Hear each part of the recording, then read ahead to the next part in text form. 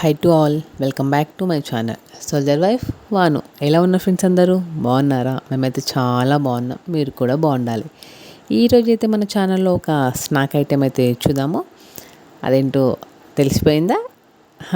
సొరకాయ సర్వప్ప లేదా సర్వపిండి, మీరేమనుకుంటారో అదే అనుకోండి.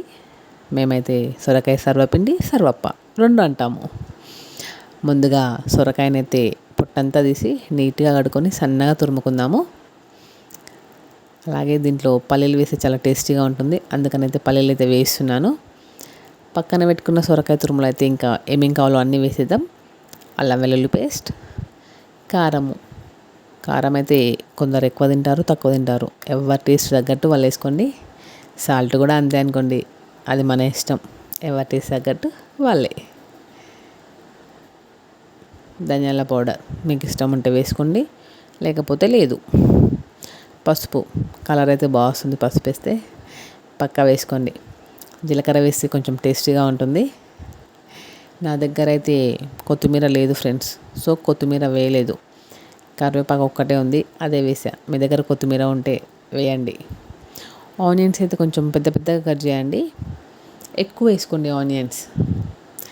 పల్లీలు అయితే పక్కన పెట్టినని చెప్పిన కదా వేయించి, మరీ మిక్సీ పట్టుకోకండి, దంచుకోండి కొంచెం కచ్చపక్క అన్నట్టు.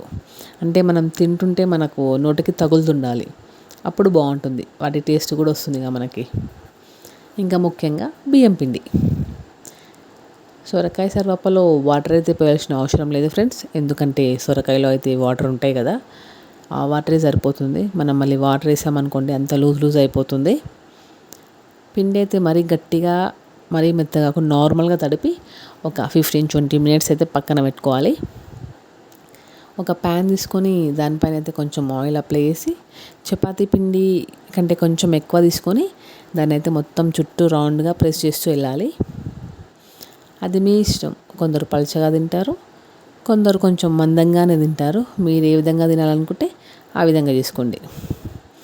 హోల్స్ అయితే పెట్టడం మర్చిపోకండి, ఆ హోల్స్లో కొంచెం కొంచెం ఆయిల్ పోయండి, అప్పుడు ఆయిల్లో ఉడుకుతూ చాలా టేస్టీగా ఉంటుంది.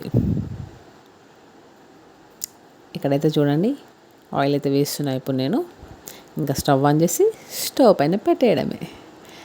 మనకు పెట్టాక మూత కూడా పెట్టండి, ఎందుకంటే ఆ లోపట్నే బాగా ఉడుకుతుంది. మూత పెట్టలేదనుకోండి కొంచెం అంత బాగా అనిపించదు. అవి చూడండి ఉడుకుతుంది.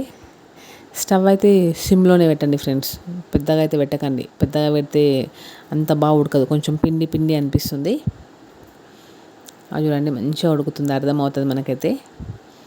మీకు ఇష్టం ఉంటే 2 సైడ్స్ కాల్చుకోండి, లేకపోతే 1 సైడే. నేనైతే 2 సైడ్స్ కాల్చిన. చూసారు ఎంత బాగా అనిపిస్తుందో. ఇంకో సైడ్ కూడా తిప్పేసిన ఇప్పుడే.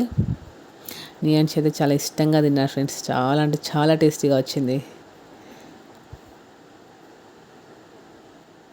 చూడండి కలర్ఫుల్గా చాలా టేస్టీగా వచ్చింది.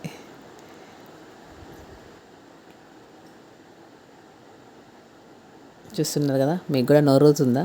వెంటనే చేసేసుకొని మరి, లేట్ ఎందుకు ఇంకా. Please like, share, subscribe my channel. Thanks for watching.